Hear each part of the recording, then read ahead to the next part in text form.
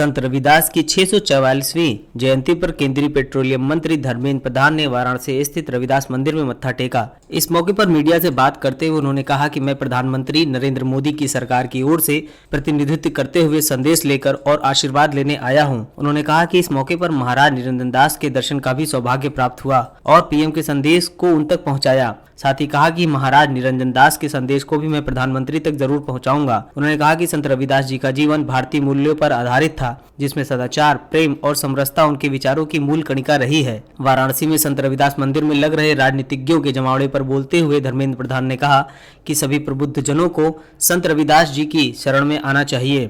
उन्होंने कहा कि जो लोग दर्शन के लिए आ रहे हैं, मैं उन्हें साधुवाद देता हूं। लगातार बढ़ रहे डीजल और पेट्रोल की कीमतों पर बोलते हुए उन्होंने कहा कि हम उत्पादन कार्य करने वाले देशों से लगातार बातचीत कर रहे हैं ताकि बढ़ती डीजल और पेट्रोल की कीमतों पर नियंत्रण लगाया जा सके। आज संत श्री रविदास जी की 644वीं जन्म जयंती के अवसर पे मैं माननीय प्रधानमंत्री श्री नरेंद्र मोदी जी की सरकार की प्रतिनिधि के नाते उनकी संदेश लेके आशीर्वाद प्राप्त करने के लिए आज इस पुण्य भूमि में आया हूँ। यहाँ अभी मेरा सौभाग्य हुआ पुण्य भूमि को, जन्म स्थान को नमन करने के लिए। महाराज निरंजन दास जी का भी दर्शन हुआ, उनकी सानिध्य मिला। प्रधानमंत्री जी की संदेश उन तक मैंने पहुँचाया। उन्होंने भी अपने आशीर्वाद और अपना संदेश प्रधानमंत्री जी तक पहुंचाई है। मैं इसको माननीय प्रधानमंत्री जी को अवगत कराऊंगा। संत रविदास जी की जीवन भारतीय मूल्य पे आधारित था। सदाचार, प्रेम, समरसता उनकी विचार की मूल कणिका रही है। आज के समय में भी उनकी विचार समाज में शांति, सौहार्द और प्रतिष्ठा करने के लिए आज भी बहुत प्रासंगिक है, आवश्यक है। मैं आज की पवित्र दिन के अवसर पे करोड़ों अनुयायियों को, करोड़ों भक्तों को और इस भारतीय विचार से प्रेरित होने के कारण मैं खुद सौभाग्यशाली महसूस करता हूं इस पवित्र स्थान पे आके, और सभी को शुभेच्छा देता हूं कि आज 21वीं सदी को आत्मनिर्भर बनाने के लिए प्रधानमंत्री जी की जो मुहिम चली है उसमें संत श्री की आशीर्वचन, संत श्री की कही गई विचार हमें प्रेरित करेगा। देखो, संत की शरण में भारत की सारे प्रबुद्ध जनों को जानी चाहिए। ये अच्छी बात है, सभी लोग संत की शरण में आते हैं।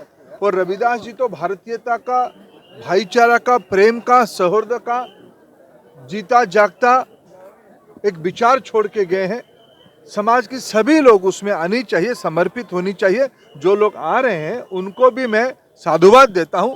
उन्होंने भी इस विचार के प्रति, भारतीय विचार के प्रति उन्होंने भी अपना श्रद्धा निष्ठा प्रकट किया। अनेक विषय पर चर्चा हुई है।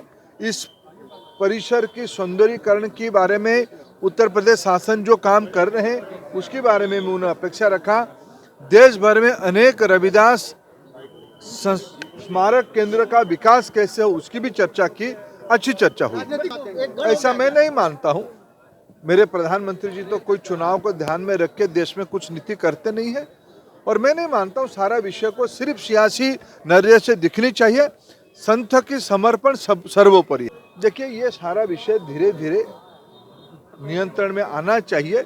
मैं कल भी कहा था, पहले भी कहा हूं, हमारी आवश्यकता की 80-85% हमको इंपोर्ट करना पड़ता है।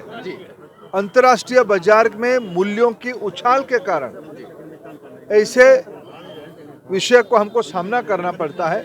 हम उत्पादनकारी देशों को निरंतर समझा रहे हैं, अपील कर रहे हैं।